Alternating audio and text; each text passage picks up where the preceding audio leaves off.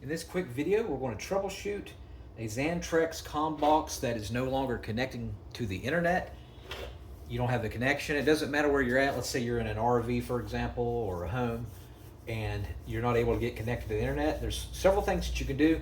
First thing is make sure that your router, your internet router, is connecting to other devices that the ComBox is connected to. So for example, try a laptop or a phone on that router, and if you're not getting connection, then it's probably not an issue with your Xantrex. It might be an issue with the router. So make sure that fixes the issue. One thing you could do is just unplug everything. So for example, with the router, I'll unplug the router and I'll unplug the Schneider Xantrex, and then I'll leave it sitting for about 15 minutes, and I'll plug everything back in, and that will actually with ComBox will actually do a soft reset.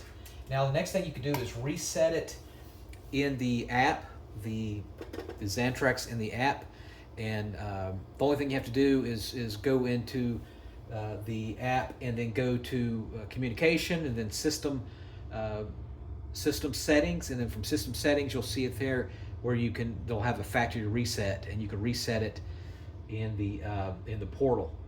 All right, so you can try to do that.